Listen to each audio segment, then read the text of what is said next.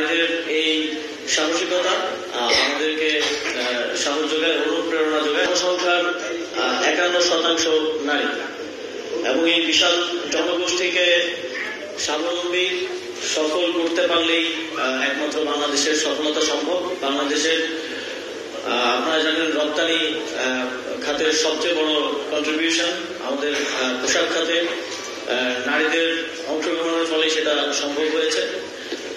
সরকারের পক্ষ থেকে আমরা সেই অংশগ্রহণটা আরো উত্তরোত্তর বৃদ্ধি করতে চাই এবং আমরা শুধু সুযোগটা করে দিতে চাই। আমরা বিশ্বাস করি বাংলাদেশের নারীরা তাদের নিজেদের যোগ্যতা, দক্ষতা এবং মেধার প্রমাণ ইতিপূর্বে দিয়েছেন এবং ভবিষ্যতেও তার মাধ্যমেই তারা সফলতার চূড়ান্ত শিখরে আরোহণ করবে।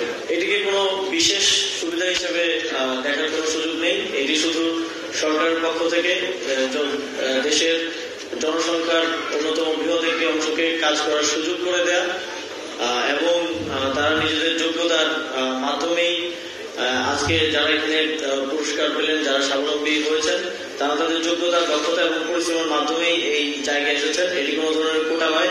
আমরা দেখেছি যখন কোটা আন্দোলন হয়েছে তখন নারীরা এগিয়ে এসে বলেছেন যে আমাদের কোটার প্রয়োজন নেই, আমরা সমতা চাই এবং সেখানে প্রতিযোগিতা করে নিজেদের জায়গাটা অর্জন করে নিতে চাই এবং আমরা একটি নতুন বাংলাদেশের স্বপ্ন দেখতে পারি যে বাংলাদেশে জেন্ডারকে কেন্দ্র করে কোনো প্রকার বৈষম্য কিংবা কোনো প্রকার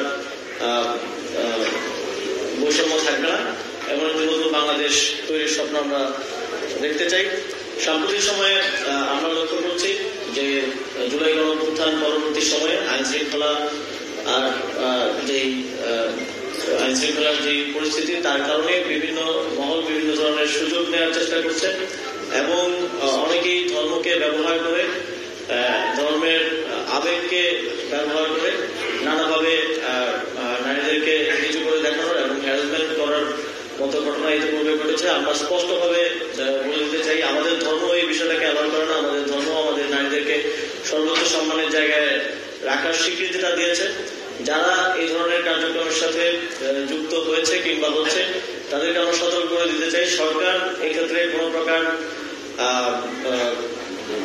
প্রকার ছাড় দেবে না এবং সামনের দিনগুলোতে এই ধরনের ঘটনা ঘটানোর চেষ্টা করলে আমাদের নারীদের নিরাপত্তা বিঘ্নিত করার কোনো প্রকার ষড়যন্ত্র কিংবা চেষ্টা যে কোনো মহল থেকে হলে সেটাকে কঠোর হস্তে দমন করা হবে।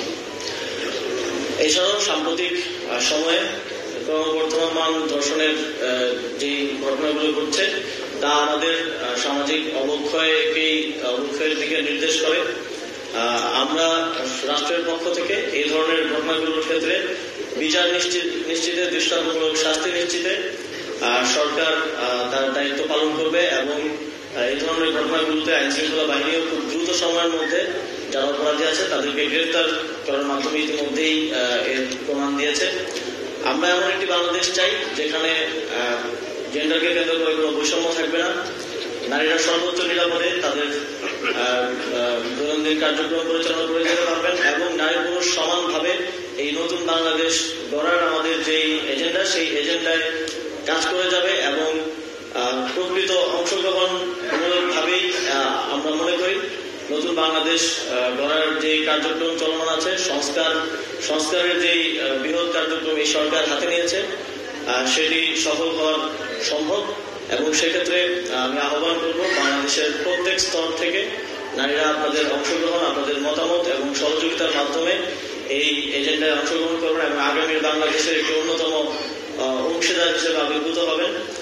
আজ নারী দিবসে আবারও জুলাই গণঅভ্যুত্থানে সেই শহীদ আহত নারীদের এবং যারা তাদের সন্তান হারিয়েছেন, স্বামী হারিয়েছেন, ভাই হারিয়েছেন সে সকল নারীদের প্রতি আন্তরিক শ্রদ্ধা জ্ঞাপন করে আমার বক্তব্য এখানে শেষ